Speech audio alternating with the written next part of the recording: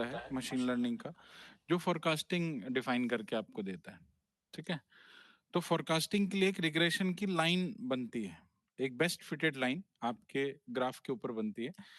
ठीक है, उसके लिए हम लोग रेज प्लॉट बनाते हैं, या फिर एक और रिग्रेशन प्लॉटिंग में एक यूज होता है एलएम प्लॉट। ये दोनों ही रिग्रेशन लाइन ड्रॉ करने के लिए। ठीक है, तो अगर आपके पास कोई डेटा है, जैसे कल हम लोगों ने एक डेटा यूज किया था, इसी में से एग्जाम्पल डेटा सेट था हमारा। डेटा कौन सा डेटा चेक किया था, ये था टाइटेनिक का, है ना। इसमें एज और फेयर के बीच में हमने प्लॉटिंग करी थी। अब एज और फेयर का अगर मुझे रिग्रेशन प्लॉट निकालना हो तो कैसे निकाल सकते हैं? तो सिंपली आप रेज प्लॉट पे, रेज प्लॉट को क्लिक वो करेंगे, कॉल कराएंगे, एंड डेटा है हमारे पास sns.regplot। ठीक है, sns.regplot पास करना है पहले तो data, then x and y। x की वैल्यू मैंने दे दी एज एंड y की वैल्यू मैंने दे दी फेयर। बस इतना ही करना है और इसको करना है रन। रन करते ही आप देखोगे कि यहाँ पे ये दिख तो रहा है, साथ में एक लाइन से भी दिख रही है। ये लाइन आपकी रिग्रेशन लाइन है, जो लाइन है बेस्ट फिटेड लाइन, जो कि फोरकास्टिंग देने के लिए यूज की जाती है। तो ये बेस्ट फिटेड लाइन आप यहाँ पे ड्रॉ कर सकते हैं रेज प्लॉट से, same as with the LM plot. आप एलएम प्लॉट से भी यही काम कर सकते हैं।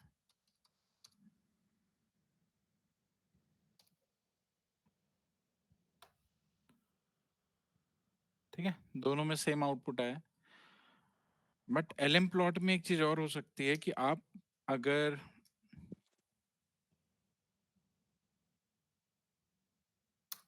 मल्टीपल लाइन प्लॉट करना चाहते हैं अकॉर्डिंग टू सम कैटेगरी, है ना। जैसे मैंने यहाँ पे मेल या फीमेल या क्लास के बेसिस पे, लेट्स से मैंने क्लास के बेसिस पे क्या किया कि इसको मल्टीपल रिग्रेशन लाइन मुझे चाहिए क्लासेस, क्लासेस के बेसिस पे। क्लास क्या है, तो क्लास कल हम लोगों ने देखा था, इसमें फर्स्ट क्लास, सेकेंड क्लास और थर्ड क्लास का डेटा था इसके अंदर, है ना। विच शोज यू कि भाई कौन सी क्लास में बुकिंग हुई है टिकट की। तो यहाँ वही क्लास हमने यहाँ पे पास किया। तो यह तीनों क्लासेस के बेस पे ये आपको 3 रिग्रेशन लाइन दिखाएगा। ठीक है, यहाँ पे ये 3 रिग्रेशन लाइन, एक ब्लू है, एक ऑरेंज कलर में, एक ग्रीन कलर में। ग्रीन कलर बिल्कुल मर्ज हो गया है इसके साथ में, तो आपको ज्यादा अच्छे से क्लियर नहीं दिखेगा, बट देख सकते हैं। ये है ऑरेंज का जो कि सेकेंड क्लास का है, और ये है फर्स्ट क्लास का। ठीक है, मतलब व्हाट इट शोज कि आपका जो एक तो फर्स्ट क्लास है आपका, उसमें एज एज चेंजेस, जैसे जैसे एज बढ़ती है वैसे वैसे आपका जो फेयर है वो कम हो रहा है। ठीक है, बाकियों में ऑलमोस्ट बहुत उस रिस्पेक्ट में नहीं कम हो रहा है, बट यस कम तीनों में ही हो रहा है। और ऑलमोस्ट कांस्टेंट है आपके थर्ड में। थर्ड में चाहे आपका एज वैल्यू 0 हो या फिर 80 के आसपास हो, आपकी फेयर बहुत ज्यादा नहीं कम होती है। ठीक है, तो ये इस तरह से हम लोग इस, और इसके आगे का भी अगर आपको, अब इससे रिग्रेशन प्लॉट से क्या होगा कि अगर किसी की एज 80 से अबव है तो भी आप उसका एक फोरकास्टिंग निकाल के दे सकते हैं कि इसकी फेयर कितनी हो सकती है, because you have a line. Line है तो लाइन के इक्वेशंस भी होते हैं, लाइन के इक्वेशन से आप निकाल सकते हैं। इसी को बोलते हैं फोरकास्टिंग। तो रेज प्लॉट के साथ में आपको ये सारी चीजें मिल सकती हैं। ठीक है,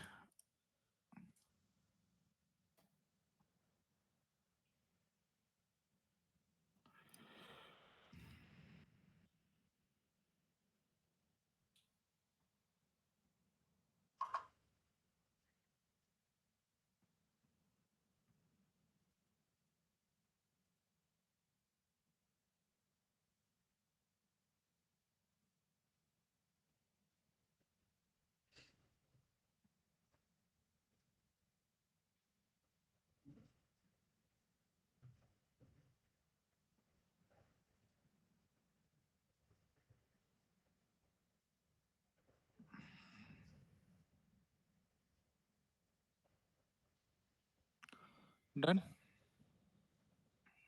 चलिए ठीक है। एक और फाइनल प्लॉटिंग करते हैं, उसके बाद स्टार्ट करते हैं। SNS डॉट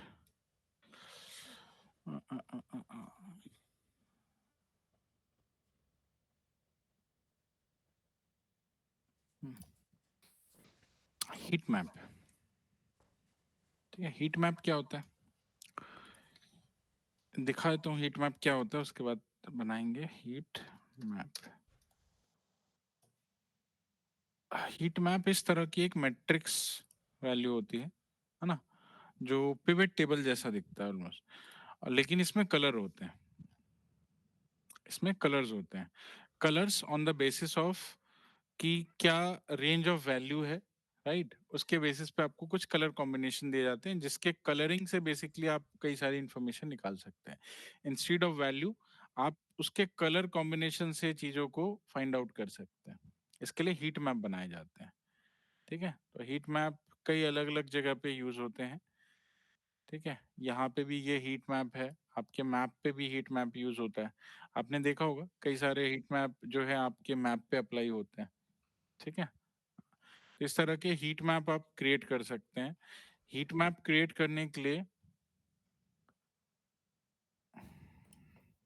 आपके पास अभी लेट्स से एक डेटा हम लोग लेते हैं, SNS dot load data set. एक डेटा सेट है यहाँ पे, डेटा सेट का नाम लिखवाया था, फाइंड आउट कराया था। इसी में एक डेटा सेट है,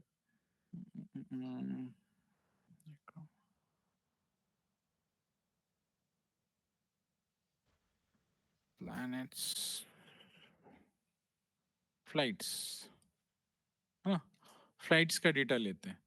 फ्लाइट्स का डेटा क्यों लिया वो भी मैं दिखा देता हूँ आपको। अब आपका डेटा एक पिवट के फॉर्म में होना चाहिए, है ना। आपका डेटा एक पिवट के फॉर्म में होना चाहिए। मैं इस डेटा का पिवट बना सकता हूँ, ईयर, मंथ और पैसेंजर, जिसमें कि ईयर को आप रो में या कॉलम में रखेंगे, मंथ को भी रो या कॉलम में रखेंगे, और पैसेंजर को एज अ वैल्यू की तरह दिखा सकते हैं। ठीक है, इसकी वजह से मैंने ये डेटा लिया, और अगर पिवट में है तो ही उसका हीट मैप बनाया जा सकता है ना, बिना पिवट के हीट मैप नहीं बनता। तो आपको अपने इस डेटा को, जो कि अभी नॉन पिवट है, इसको आप पिवट बना सकते हैं। तो पहले तो डेटा अपने लोड कराया, डेटा लोड कराने के बाद इसको एक वेरिएबल में स्टोर किया। अब इसका हमने पिवट बनाया। पिवट बनाने के लिए आपको पांडास इंपोर्ट करना पड़ेगा, कि पांडास के पास एक फंक्शन होता है पिवट क्रिएट करने का, पीडी डॉट पिवट टेबल, या यस पिवट टेबल। इसमें आपको देना है पहले तो डेटा, हमने दे दिया data is equal to data, पूरा डेटा पास कर दिया। अब इसमें आपको रोज एंड कॉलम्स बताने, रो की जगह पे इंडेक्स, इंडेक्स, इंडेक्स में आपको देना है लेट्स से ईयर। आप किसी को भी दे सकते हैं, मंथ को भी दे सकते हो आप। ईयर, ईयर को देना है आपको इन्वर्टेड कमास में, फिर आप दोगे कॉलम,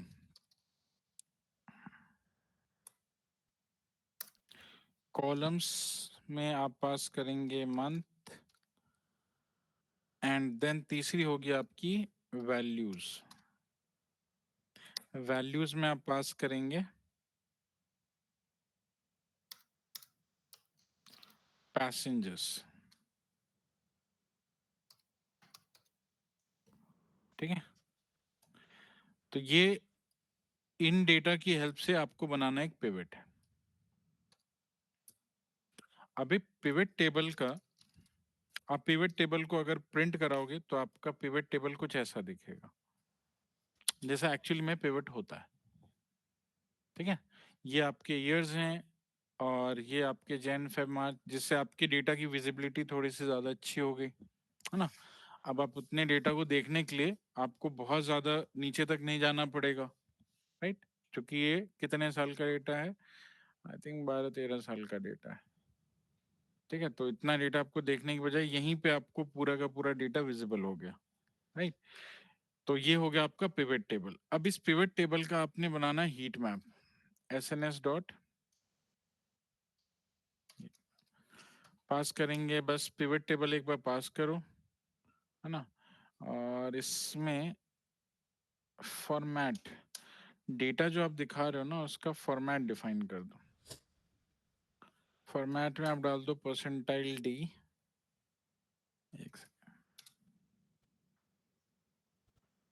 सबसे पहला तो n not is equal to true. N not का मतलब होता है एनोटेशन।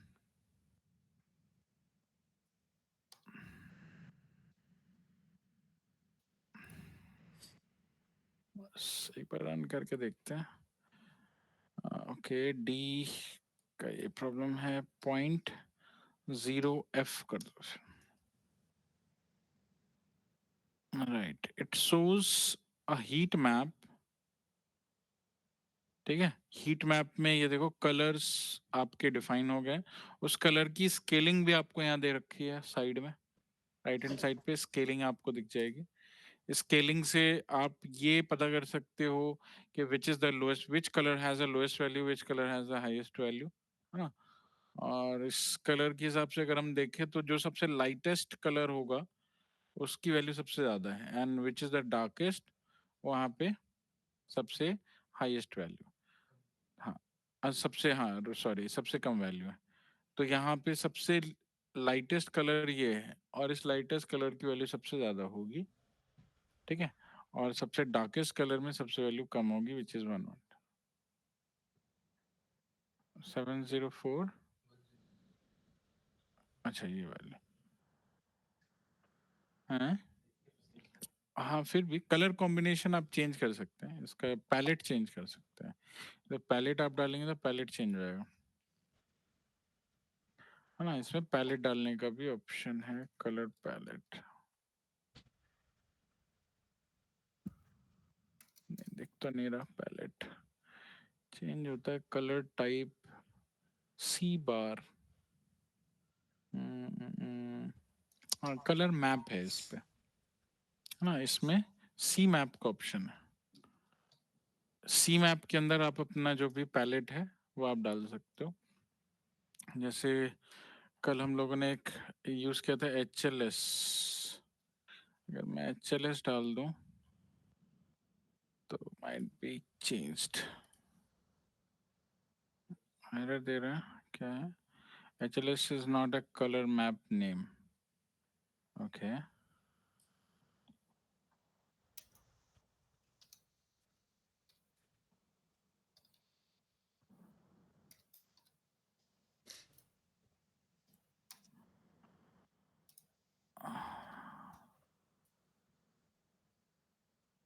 या इट इज वर्किंग। बस HLS डायरेक्टली नहीं लिखना है, SNS डॉट कलर पैलेट के अंदर लिखना है, ठीक है। तो जितने भी कलर्स हैं उन कलर्स का आपको ये अलग अलग इस तरह से बना करके शो करके, तो जो भी आपके पास कलर पैलेट होते हैं वो आप इस तरीके से बना सकते हो, ठीक है। ओके,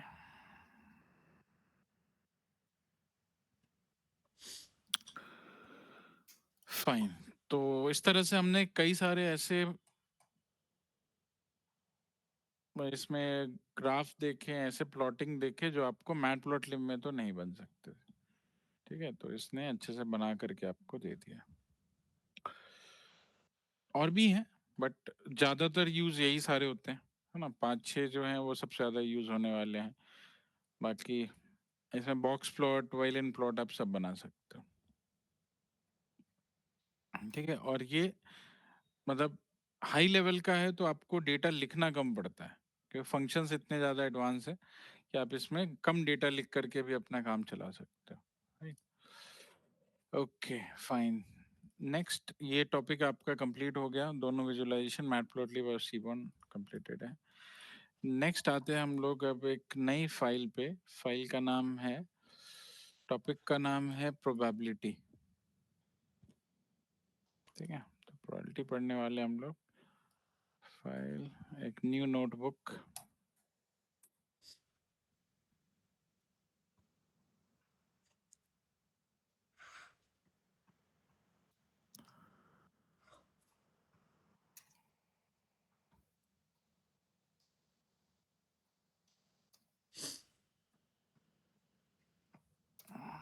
ठीक है,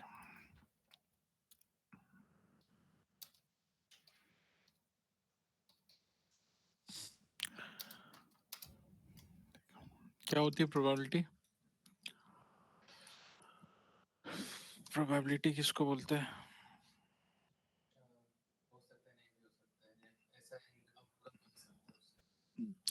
पॉसिबिलिटीज ऑफ एनी आउटकम, है ना, इज कॉल्ड प्रोबेबिलिटी। पॉसिबिलिटी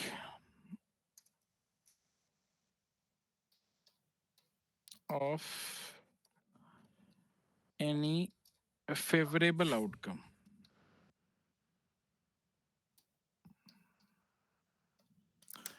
है ना, फेवरेबल होना चाहिए, वो आपके फेवर के अकॉर्डिंग ही आप निकालोगे। ठीक है, तो possibility of any favourable outcome is called probability. How do we calculate it? तो we calculate it by the counting, by the frequency, है ना। तो count of favourable outcome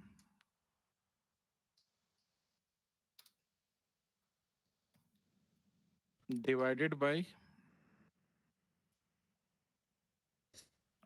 total outcome.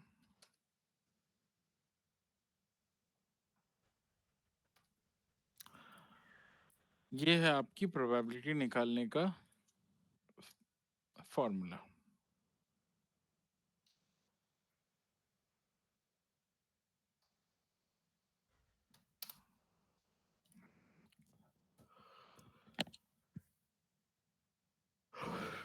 ठीक है,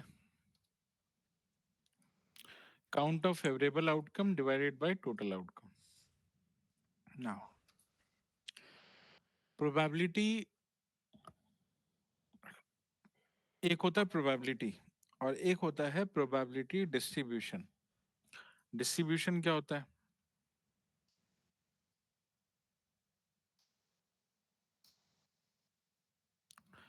प्रोबेबिलिटी डिस्ट्रीब्यूशन किसको बोलते हैं?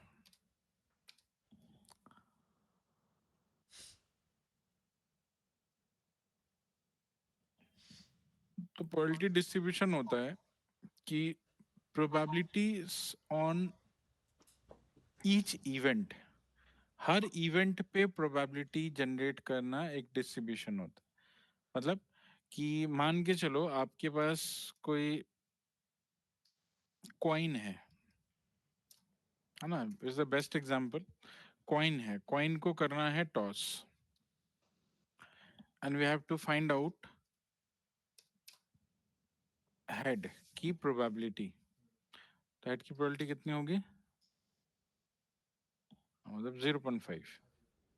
ठीक है, सेम विद डिटेल, क्योंकि हमारे पास दो आउटकम है और दो आउटकम में किसी एक आउटकम के आने की प्रोबेबिलिटी है 0.5, 1/2। ठीक है, लेकिन अगर कॉइन दो बार टॉस किया गया तो कॉइन अगर दो बार टॉस हुआ है तो मतलब दो इवेंट जनरेट हुए, और दो इवेंट में नंबर ऑफ टोटल इवेंट कितने हुए? 4। दो टॉस हुआ तो 4 बार इवेंट हो सकता है, तो टोटल इवेंट हुए 4। उस 4 में दो बार हेड होने की क्या प्रोबेबिलिटी है, एक बार हेड होने की क्या प्रोबेबिलिटी है, और हेड नहीं आने की क्या प्रोबेबिलिटी है? ये तीन आपके पास ऑप्शंस हो सकते हैं, क्योंकि पहले तो हेड और टेल ही था, मतलब एक बार टॉस हुआ था तो एक ही बार का हेड और टेल आपको दिख रहा था। लेकिन इवेंट जैसे बढ़े, हर इवेंट में नंबर ऑफ जो आउटकम्स हैं और उनके आने की प्रोबेबिलिटी है वो चेंज हो जाती है। ठीक है, अब उसमें तीन डिस्ट्रीब्यूशन मिल सकते हैं, हमें चार डिस्ट्रीब्यूशन मिल सकते हैं। पहला कि हेड एक बार आने की क्या प्रोबेबिलिटी है, हेड को दो बार आने की क्या प्रोबेबिलिटी है, और हेड के नहीं आने की क्या प्रोबेबिलिटी है। ठीक है, और तीनों डिस्ट्रीब्यूशन, ये तीनों जो है उस प्रोबेबिलिटी के पार्ट हो गए। ठीक है, तो इनको हम बोलेंगे डिस्ट्रीब्यूशन। वैसे ही इवेंट फिर से बढ़ गया, 3 इवेंट हो गए, तो 3 इवेंट में टोटल कितने होंगे? टोटल आउटकम्स कितने आ सकते हैं? y6 3 इवेंट के 3 ही आउटकम आएंगे टोटल।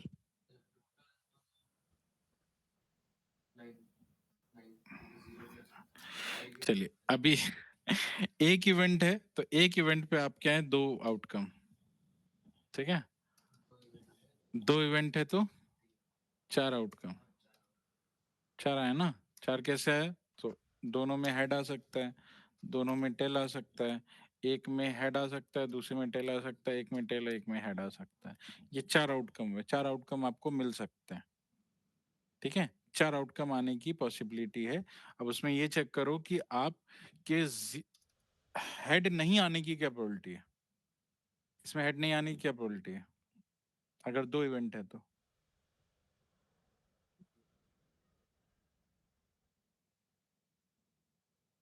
तो कौन कौन से ऐसे इवेंट है जिसमें हेड नहीं आया? एक, तो मतलब 1/, हेड नहीं आने की प्रोबेबिलिटी मतलब मैं इसको 0 कंसिडर कर लेता हूँ। हेड नहीं आने की प्रोबेबिलिटी है 1/4। हेड एक बार आने की क्या प्रोबेबिलिटी है? 1/2, ठीक है। तो 2/4 इज 1/2 ना, 2/4 तो 1/2 हुआ, ठीक है। और हेड के 2 बार होने की क्या प्रोबेबिलिटी है? 1/4, हो गया, ठीक है। टोटल कैलकुलेट करेंगे तो कितना होना चाहिए? 1 मिलना चाहिए हमें। तो ये 1/4 0.25, दिस 0.25 एंड दिस इज 0.5, तीनों प्लस करो 1 आ गया, ठीक है। तो ये हो गया आपका प्रोबेबिलिटी डिस्ट्रीब्यूशन। इवेंट्स बढ़ने के साथ डिस्ट्रीब्यूशन स्टार्ट हो जाते हैं, ठीक है। 3 बार हुआ तो कितने आउटकम होंगे टोटल?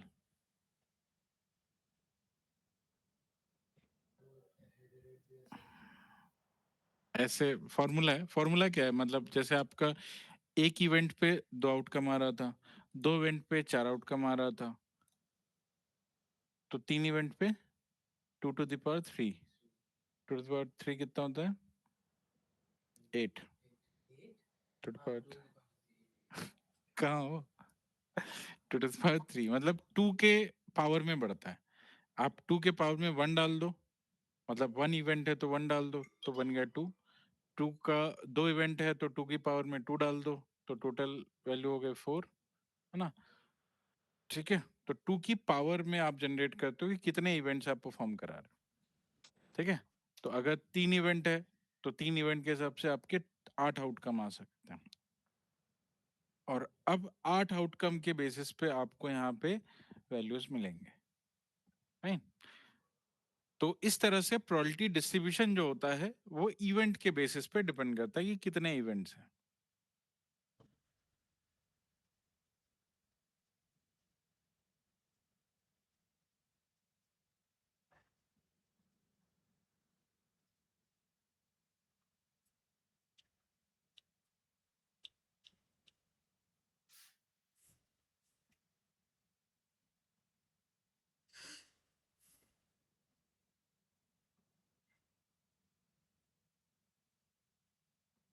ठीक है, चलिए, ठीक है। अब हमारे पास डिस्ट्रीब्यूशन को दिखाने के क्या क्या तरीके होते हैं? तो डिस्ट्रीब्यूशन कई तरह के होते हैं। प्रोबेबिलिटी एक सिंगल इवेंट का काम है और प्रोबेबिलिटी डिस्ट्रीब्यूशन मल्टीपल इवेंट के लिए हम यूज करते हैं। और इसमें भी 2 तरह के प्रोबेबिलिटी डिस्ट्रीब्यूशन होते हैं, 2 अलग अलग डेटा के लिए। एक को बोलते हैं डिस्क्रीट डिस्ट्रीब्यूशन और दूसरे को बोलते हैं कॉन्टिन्यूअस डिस्ट्रीब्यूशन।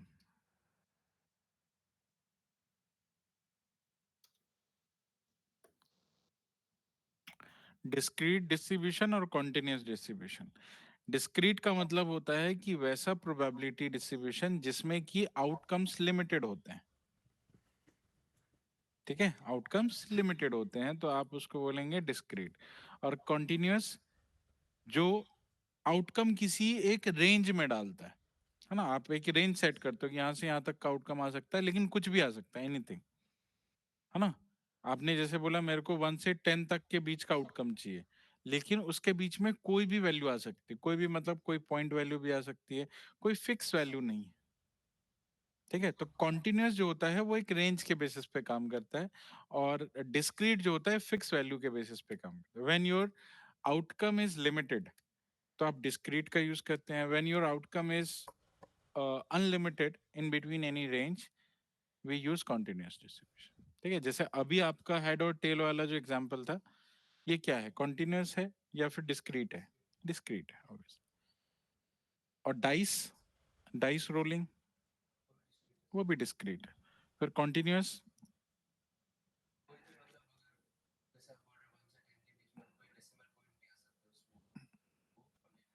कुछ भी आ सकता है, नहीं? तो कौन सा ऐसा एग्जांपल बताऊं?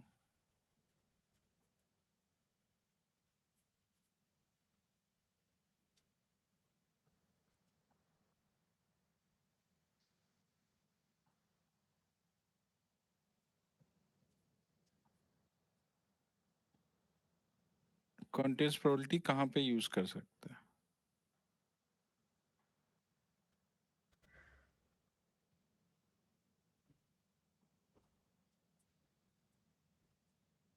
जैसे कोई मैच हो रही है, ठीक है, उस मैच में आपको दो तरह की प्रोबेबिलिटी निकालनी है। एक मैच विनिंग प्रोबेबिलिटी, है ना, कि भाई ये टीम ए की विनिंग प्रोबेबिलिटी हमें चेक करनी है कि ये जीतेगी या हारेगी, तो उसके लिए आप प्रोबेबिलिटीज निकालते हो, राइट।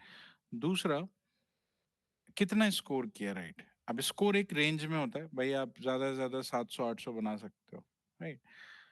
लेकिन हाँ, उसमें से कोई भी नंबर हो सकता है, 0 to 7 800 के बीच में कोई भी नंबर आप ले सकते हैं।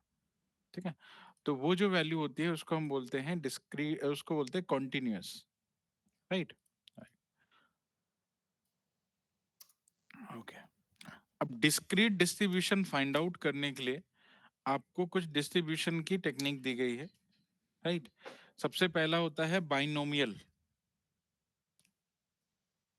Binomial distribution. बाइनोमियल डिस्ट्रीब्यूशन हम तब यूज करते हैं जब हमारे दो ही आउटकम होते हैं हमारे पास। जब दो आउटकम के लिए प्रोबेबिलिटी चेक करनी हो तो आप बाइनोमियल डिस्ट्रीब्यूशन का यूज करेंगे।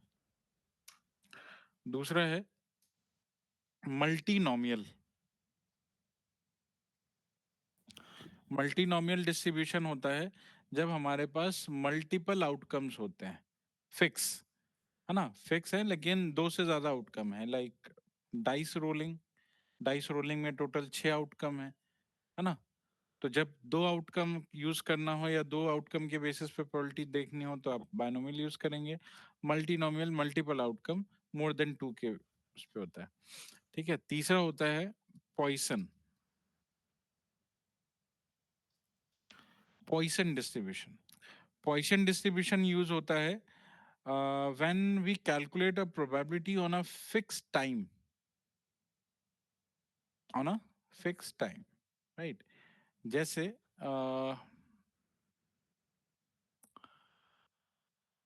मान लो मुझे कोई एक प्रोबेबिलिटी के लिए मुझे डेटा दे रखा है और उसमें एक टाइम फिक्स कर रखी है।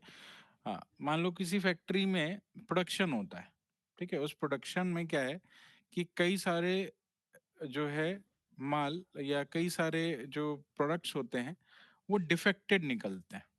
चाहे कपड़े की मान लो वो है, कपड़े मैन्युफैक्चर होते हैं कहीं पे तो डिफेक्टेड वो भी निकलते हैं, पीसेस भी निकलते हैं। अब डिफेक्टेड जो चीजें हैं उनको हमें उनकी प्रोबेबिलिटी निकालनी है, ठीक है, कि इस पर्टिकुलर टाइम में डिफेक्टेड प्रोडक्ट निकलेगा या नहीं निकलेगा, है ना। तो ये पॉइसन जो है ये दोनों के लिए यूज हो सकता है, ये कॉन्टिन्यूअस के लिए भी यूज हो सकता है, डिस्क्रीट के लिए भी यूज हो सकता है। जैसे मुझे ये पता करना है कि एक महीने के अंदर कितने डिफेक्टेड पीसेस निकल सकते हैं, है ना, या एक महीने के अंदर डिफेक्टेड पीस निकलेंगे या नहीं, हाँ या ना। सिर्फ यस नो में अगर आंसर चाहिए तो आप पॉइसन इसके लिए डिस्क्रीट के लिए यूज कर सकते हो। वही पॉइसन यूज कर सकते हैं हम तब जब हमें उसका कोई काउंटिंग वैल्यू चाहिए। ठीक है, तो पॉइसन को आप दोनों के लिए यूज कर सकते हो, कॉन्टिन्यूअस के लिए भी हो सकता है क्योंकि वहां पे एक फिक्स टाइमिंग के बेसिस पे आप बताते हो। ठीक है, और इस फिक्स टाइमिंग का एक एवरेज वैल्यू आपको पहले से बताया रहता है। उसमें पहले बताना पड़ता है कि ये average defected of one month या वन ईयर या वन वीक इज दिस। वो आपको पहले से बताना पड़ेगा, एक वैल्यू आपको पहले से देनी पड़ेगी, उसके बेसिस पे फिर वो आगे कैलकुलेट करता है। ठीक है, चलिए, मतलब प्रीवियस डेटा के बेसिस पे आपने उसको बताया कि एवरेज एक मंथ में इतना जो है डिफेक्टेड पीस निकलता है। अब उसको पता चल गया कि एवरेज इतना निकलता है, तो आगे कितना निकल सकता है, प्रोबेबिलिटी क्या होगी, ठीक है, उसके बेसिस पे वो निकाल सकता है। ये है आपका पॉइसन डिस्ट्रीब्यूशन। नेक्स्ट कॉन्टिन्यूस पे अगर आते हैं, तो कॉन्टिन्यूस पे हम लोग यूज करते हैं एक तो पॉइसन है, ठीक है, दूसरा है नॉर्मल डिस्ट्रीब्यूशन, या फिर नॉर्मल को हम लोग बोलते हैं गॉसियन डिस्ट्रीब्यूशन। ठीक है, और एक होता है यूनिफॉर्म।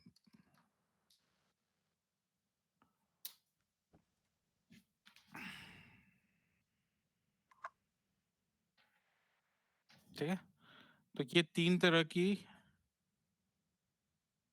प्रोबेबिलिटी डिस्ट्रीब्यूशन आप कॉन्टिन्यूस और भी होते हैं, एक्सपोनेंशियल होता है, लॉगरिथमिक भी डिस्ट्रीब्यूशंस होते हैं, बट ये उतना नहीं जाना है बिकॉज डिस्ट्रीब्यूशंस कई सारे हैं। एक डिस्ट्रीब्यूशन को जोड़ के दूसरा डिस्ट्रीब्यूशन भी बनाया गया, मतलब डिस्क्रीट में भी और कॉन्टिन्यूस में भी, बट जो मेजर यूज होने वाले हैं यही चार हैं। नॉर्मल में आपका डेटा नॉर्मली डिस्ट्रीब्यूटेड होना चाहिए विद अ गैप, मतलब एक यूनिफॉर्म गैप के साथ डिस्ट्रीब्यूट, इवन गैप होना चाहिए। इवन गैप होने से क्या होता है कि उसका जो मीन होता है, वो मीन एक जो मीन की प्रोबेबिलिटी होती है सबकी, हर एक वैल्यू की अगर आप प्रोबेबिलिटी चेक करेंगे तो मीन की प्रोबेबिलिटी सबसे हाईयर मिलेगी आपको, है ना। तो वो एक नॉर्मल डिस्ट्रीब्यूशन का वो है, साइन है कि अगर आपकी मीन की प्रोबेबिलिटी सबसे ज्यादा निकली है तो वो एक मतलब एक नॉर्मल डिस्ट्रीब्यूशन है। ठीक है, जैसे मैंने लिखा 1 2 3 4 5 6 7 8 9 10, 10 वैल्यू लिख दी। अब 10 वैल्यू में आप इसका मीन चेक करेंगे तो 5 है, और उसकी प्रोबेबिलिटी चेक करेंगे तो उसकी प्रोबेबिलिटी सबसे हाईयर मिलेगी आपको। ठीक है, यूनिफॉर्म का मतलब कि जो भी डेटा मिला है आपको, उस डेटा में हर एक एलिमेंट की सेम प्रोबेबिलिटी, यूनिफॉर्म प्रोबेबिलिटी, सभी के आने की प्रोबेबिलिटी सेम है। ठीक है, तो उसको हम बोलते हैं यूनिफॉर्म, राइट।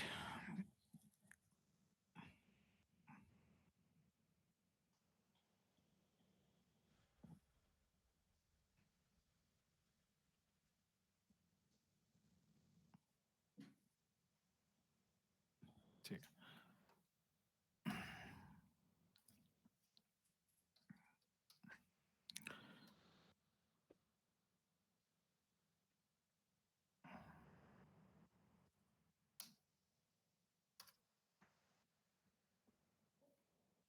ठीक है, कॉन्टिन्यूस प्रोबेबिलिटी डिस्ट्रीब्यूशन में इसमें एक नॉर्मल दे रखा है, ठीक है, एक्सपोनेंशियल दे रखा है, और continuous uniform distribution, uniform distribution दे रखा है। एक्सपोनेंशियल का मतलब कि एक ऐसा डेटा डिस्ट्रीब्यूशन या उसकी प्रोबेबिलिटी जो एक्सपोनेंशियली बढ़ती है ना, बढ़ती तो है, लेकिन उसका जो डेटा का एक्सपोनेंशियल वैल्यू होता है, वो एक्सपोनेंशियल वैल्यू नॉर्मल डिस्ट्रीब्यूशन में होता है। मतलब कि जैसे अगर हम बात करें 100,000 10,000, है ना, अब इसका अगर एक्सपोनेंशियल वैल्यू लेंगे, है ना, तो वो एक्सपोनेंशियल वैल्यू का डिस्ट्रीब्यूशन, एक्सपोनेंशियल मतलब अगर मैं उसको 10 के पावर पे करूँ तो 10 के पावर 1, 10 की पावर 2, 10 की पावर 3, 10 की पावर 4, है ना, ये जो वैल्यू है, तो उसका एक्सपोनेंशियल वैल्यू नॉर्मल डिस्ट्रीब्यूशन पे है, वो वैल्यू नहीं है। आप अगर 100 1 10 100 या 1000 10,000 इस तरह का डेटा ले रहे हो, तो अगर इसका आप मीन निकालेंगे तो मीन तो काफी गड़बड़ आएगा। पूरे डेटा का मीन तो कहीं आपको ऐसा बीच में मिलेगा जो कहीं लाई नहीं कर रहा है ना। लेकिन इसका एक्सपोनेंशियल अगर आप ग्राफ बनाएंगे तो 10 की पावर 0 हो गई पहली वैल्यू, दूसरी वैल्यू 10 की पावर 1 हो गई, तीसरी वैल्यू 10 की पावर 2 हो गई, 10 की पावर 3 हो गई, 10 की पावर 4 हो गई। तो आप एक्सपोनेंशियली अगर चेक करें तो डेटा एक नॉर्मल डिस्ट्रीब्यूशन में, एक्सपोनेंशियली डेटा एक नॉर्मल डिस्ट्रीब्यूशन में है, लेकिन उसका एक्सपोनेंशियल है, वो खुद डेटा नहीं है, तो उसको हम बोलते हैं एक्सपोनेंशियल डिस्ट्रीब्यूशन। तो डेटा जैसे कंपाउंड इंटरेस्ट होता है, हाँ, तो कंपाउंड इंटरेस्ट जो होता है वो इंटरेस्ट का इंटरेस्ट हुआ, तो उसका डिस्ट्रीब्यूशन या उसकी प्रोबेबिलिटी जो बनेगी वो एक्सपोनेंशियल के बेसिस पे बनेगी, है ना, क्योंकि वो पावर होता रहता है। बात समझे? ठीक है, ओके। हम्म, तो इस तरह के आपके अलग अलग डिस्ट्रीब्यूशन जब आप बनाते हो तो उसके अलग अलग ग्राफ आप देख सकते हैं। और इसी में कुछ चीजें हैं, जैसे आपको कभी भी प्रोबेबिलिटी निकालते हैं तो कुछ टर्म्स ऐसे होते हैं जो आपको जानने चाहिए। पहला, रैंडम वेरिएबल। ठीक है, रैंडम वेरिएबल क्या होता है? रैंडम वेरिएबल होता है एक ऐसा डेटा जिसमें कि आपको रैंडम इवेंट्स की वैल्यूज आते हैं, उनको हम बोलते हैं रैंडम वेरिएबल। ठीक है, the variable can take any value from a range. ये कॉन्टिन्यूस की अभी बात हो रही है, ठीक है, क्योंकि जो भी प्रोबेबिलिटी निकलती है वो एक रैंडम वैल्यू पे निकलती है हमेशा। जैसे यहाँ पे आपको जो मैं बता रहा था,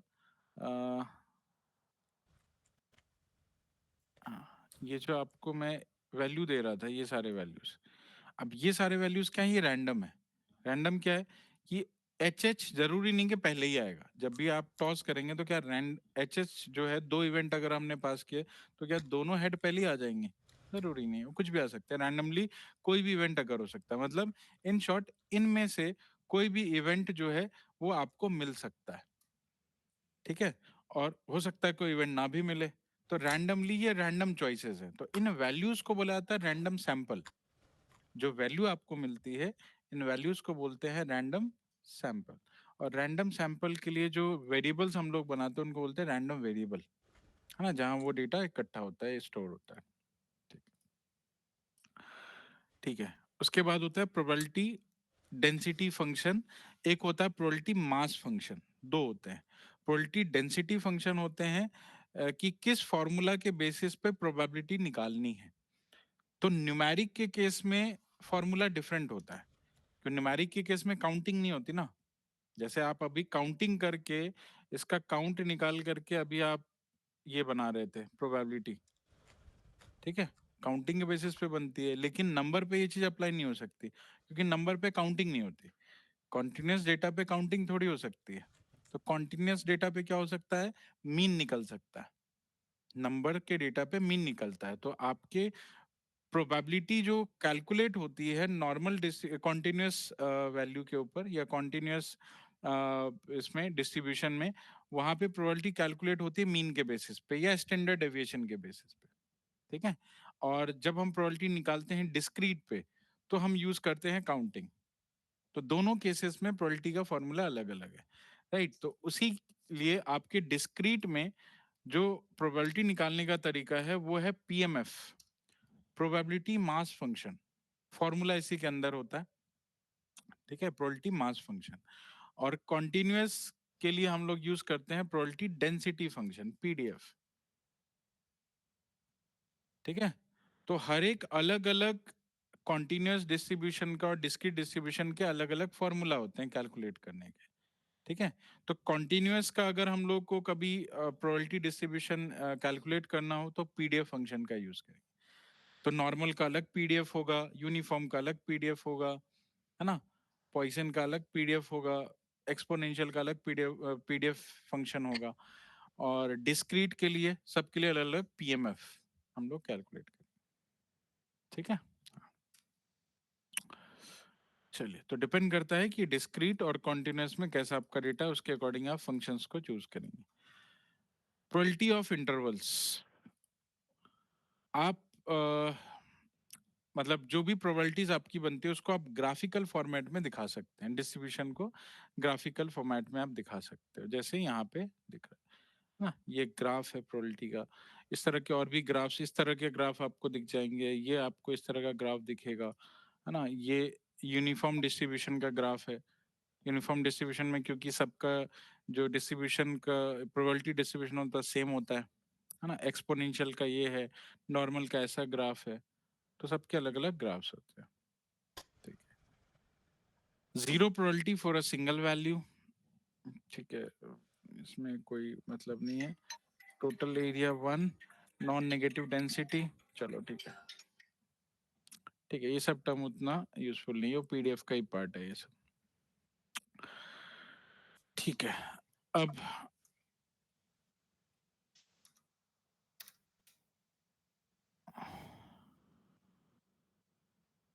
हम्म,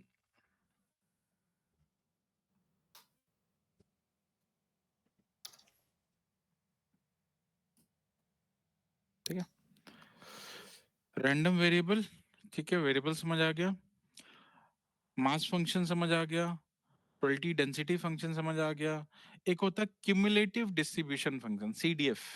क्यूमुलेटिव का मतलब होता है probability adding with the previous probability also, है ना। जैसे मुझे एक पर्टिकुलर किसी एक पॉइंट की प्रोबेबिलिटी चाहिए, तो क्यूमुलेटिव क्या करता है, उस पॉइंट से पहले की जितनी प्रोबेबिलिटी है वो भी कैलकुलेट करके आपको देता है। जैसे कि मैंने आपको बोला कि एक रोड है, उस रोड में बहुत सारे एक्सीडेंट्स होते हैं, है ना।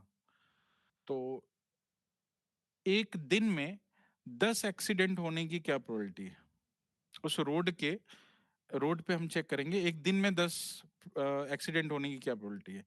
तो अब इसमें दो चीजें हैं, या तो आप पूरे 10 के बारे में पूछ रहे हो कि मतलब एग्जैक्टली 10 होना चाहिए आपके एक्सीडेंट्स, या फिर आप 1 से लेके 10 तक सबके बारे में पूछ रहे हो, जिसमें 1 एक्सीडेंट होने की प्रोबेबिलिटी है, 2 होने की प्रोबेबिलिटी थी।